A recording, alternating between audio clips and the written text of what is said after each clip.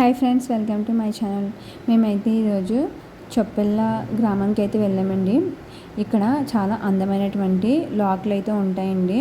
ఆ లాకులు అయితే మేము చూద్దాం. ఇదైతే మనకి రాజమండ్రి టు రావులపాలెం హైవే ఉంటుందండి, 216A. ఆ హైవేకి ఆనుకునే ఉంటుందండి చొప్పల లాకులు అండి. ఇదిగో మనకి ముందుగా సర్ ఆర్థర్ కాటన్ దొర గారి యొక్క విగ్రహం కూడా కనిపిస్తుందండి. ఆయన వల్లే కదండి కోనసీమ కానీ, ఈస్ట్ గోదావరి కానీ, వెస్ట్ గోదావరి కానీ అంత సస్యశ్యామలంగా ఉంది. గోదావరి నది పైన ఆయన కట్టిన ఆనకట్ట వల్లే కదండి.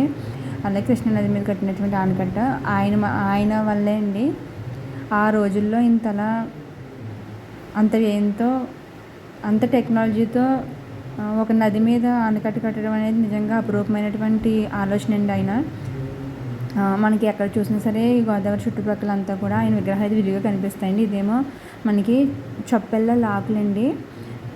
చాలా ప్రకృతి సౌందర్యానికి కేర్ ఆఫ్ అడ్రస్ అని కూడా చెప్పచ్చండి. నిజంగా ఎంత అందంగా ఉందంటే దృశ్యం, మనం రియల్గా వెళ్ళి చూస్తే మనకి ఆ అనుభవం మనకు అర్థమవుతుందండి.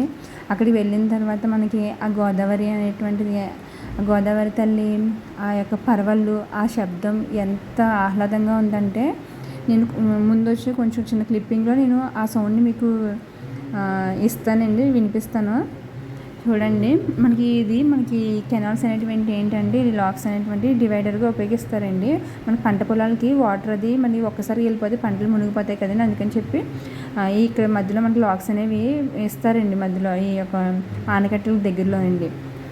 చూడండి ఎంత బాగుందో అసలు. మనకి ఇక్కడ ఏంటంటే అండి, అటు సైడ్ చొప్పల గ్రామం ఉంటుందండి. లోపలికి ఉంటే మనకి ఈ బ్రిడ్జ్ దాటిన తర్వాత అనమాట, ఈ కాలువ తర్వాత ఉంటుందండి. అదిగోండి ఎంత బాగుందంటే నిజంగా వ్యూ అయితే మాత్రం చాలా అద్భుతంగా ఉంది.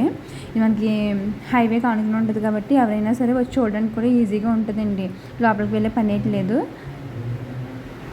మనకైతే ఇక్కడ చూసారా, మనకి ఇక్కడ ఐరన్వి కొంచెం మనకి సేఫ్టీకి ఇలా పెట్టారు కదండి. ఇవైతే ప్రజెంట్ చాలా పాడైపోయాయి. పిల్లలు లాంటి వాళ్ళు కూడా, పెద్దవాళ్ళు లాంటి వాళ్ళు కొంచెం జాగ్రత్తగా ఉండాలండి. చూసి ఇక్కడ అపాయమని కూడా రాసిందని లోపలికి వెళ్ళొద్దనండి. ఆ లోపలికి మనకి అలాగే ఇక్కడికి సంబంధించినటువంటి ఆఫీసర్స్ ఉండడానికి ఆ పక్కనే మనకి ఒక నిర్మాణాలు కూడా ఉన్నాయండి, హౌసెస్ లాంటివి.